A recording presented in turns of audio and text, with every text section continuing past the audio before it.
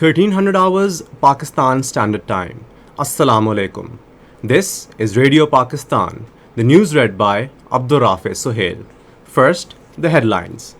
UN Secretary General has once again urged the international community to extend massive support to Pakistan to overcome challenge posed by the devastating floods.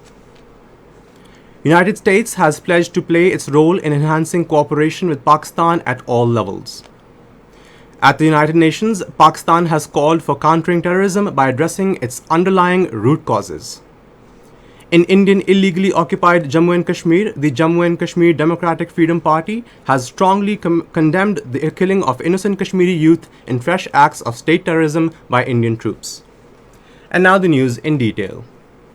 The UN Secretary General Antonio Guterres has once again urged the international community to extend massive support to Pakistan to overcome the challenge posed by devastating floods and build climate-resilient infrastructure. He made the remarks in Sakkar today, where he was given a detailed briefing by the Sindh Chief Minister about the devastation caused by floods in the province. The UN Secretary General said the countries vulnerable to climate change, including Pakistan, must be supported to rebuild resilient communities and infrastructure to resist future disasters. He also stressed for reduction in emissions.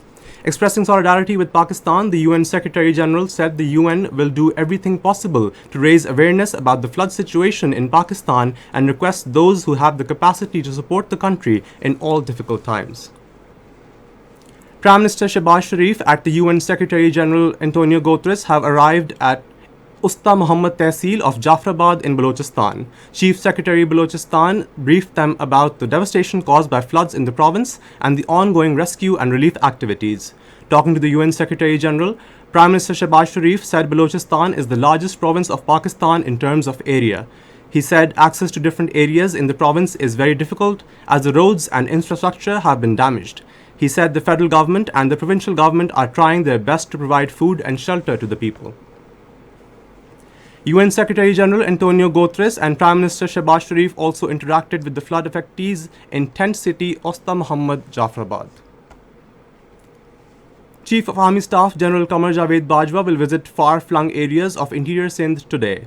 He will spend time with flood-affected people in relief and medical camps and also meet Pakistan Army troops busy in rescue and relief activities. He will also take an aerial view of flood-affected areas of Dadu, Khairpur Nathan Shah, Johi, Meher and Manchar Lake. The United States has pledged to play its role in enhancing cooperation with Pakistan at all levels. The commitment was made by U.S. Secretary of Defense General Lloyd James Austin during a telephonic conversation with Chief of Army Staff General Qamar Javed Bajwa. The U.S. Defense Secretary expressed his grief over the devastation caused by unprecedented floods in Pakistan and offered sincere condolence to the families of the victims. He offered full support to the people of Pakistan. He also appreciated Pakistan Army's rescue and relief efforts in areas hit by flooding. During the call, matters of mutual interests, regional stability, as well as defense and security cooperation were discussed. At the United Nations, Pakistan has called for countering terrorism by addressing its underlying root causes. The call was made by Pakistan's permanent representative to the UN, Munir Akram, while addressing the session on terrorist attacks based on xenophobia, racism, and other forms of intolerance or in the name of religion of belief.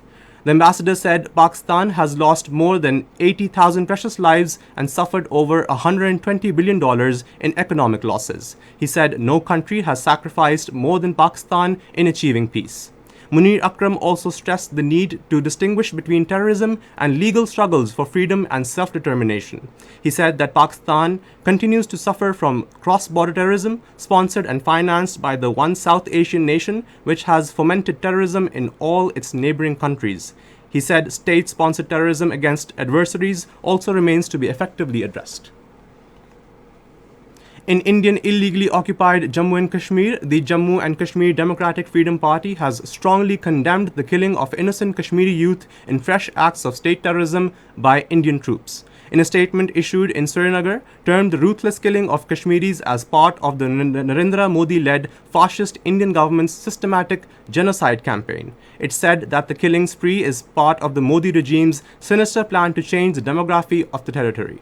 Kashmir Democratic Freedom Party urged the UN and the World Human Rights Organization to play their role in stopping the bloodshed and impress upon India to resolve the Kashmir dispute in accordance with the relevant UN resolutions. And that is all for now. For more news analysis, log on to our website radio.gov.pk and also watch live video streaming of our bulletins on the link facebook.com/Radio Pakistan News.